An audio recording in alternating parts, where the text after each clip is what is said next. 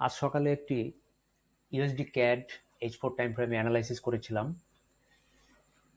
যারা ভিডিওটি দেখেছেন তারা আবারও দেখে নিন, যাচাই করে নিন। আর যারা দেখেন নাই, এই মুহূর্তে নতুন দেখতেছেন, তারা নতুনভাবে দেখে নিন। এখান থেকে কিছুটা হলেও শিখতে পারবেন।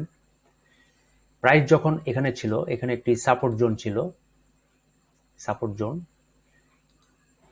এখানে যখন আমি অ্যানালাইসিস করছিলাম তখন প্রাইস এই সাপোর্ট জোনে টেস্ট করছিল।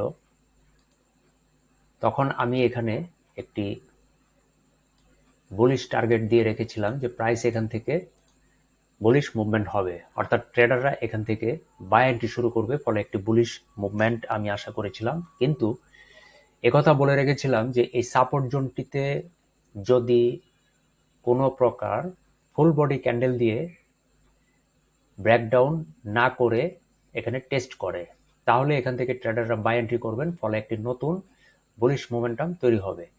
কিন্তু এখানে যখন প্রাইস ছিল, তার পরবর্তী ক্যান্ডেলটি এখানে একটি ইনডিসিশন ক্যান্ডেল তৈরি হয়েছিল, অর্থাৎ সেলাররা চেষ্টা করেছিল এখান থেকে সেল এন্ট্রি করে একটি বেয়ারিশ মোমেন্টাম তৈরি করতে, আবার বায়াররা এখান থেকে বাই এন্ট্রি করে নতুন একটি বুলিশ মোমেন্টাম ক্যান্ডেল তৈরি করার জন্য চেষ্টা করেছিল। ফলে একটি ইনডিসিশন ক্যান্ডেল এখানে তৈরি হয়েছিল। এরপরে আরও একটি ইনডিসিশন ক্যান্ডেল তৈরি হয়েছে। এখানেও বায়ার সেলারদের একটা কনফ্লিক্ট ছিল, ফলে একটি ইনডিসিশন ক্যান্ডেল তৈরি হওয়াতে ট্রেডাররা এখান থেকে নতুন করে সেল বা বাই এন্ট্রি করে নাই। এর পরবর্তী ক্যান্ডেলটি, অর্থাৎ বর্তমান এই মুহূর্তে যে রানিং ক্যান্ডেলটি সন্ধ্যা 6টা থেকে শুরু হয়েছে, এই ক্যান্ডেলটিতে এসে সন্ধ্যা 6টা থেকে এসে ট্রেডাররা এখান থেকে প্রচুর পরিমাণ সেল এন্ট্রি শুরু করেছিল। ফলে এই মুহূর্তে একটি বড় ধরনের ফুল বডি বেয়ারিশ ক্যান্ডেল দিয়ে এই সাপোর্ট জোনটিকে ব্রেকডাউন করে বসেছে। ফলে প্রাইস এই মুহূর্তে চলে এসেছে নিচের এই সাপোর্ট জোনটিতে। এখানে এই সাপোর্ট জোনটি,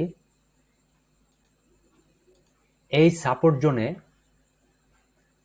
প্রাইস চলে আসাতে অনেকেই হয়তো ভাবছেন এখানেও এই সাপোর্ট জোনটিকে ব্রেকডাউন করে বসবে।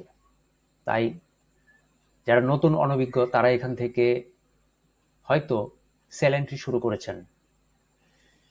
কিন্তু আমি আমার ব্যক্তিগত অ্যানালাইসিস অনুসারে বলবো এবং টার্গেট দিয়ে রাখবো, এখান থেকেও প্রাইস চলে আসবে।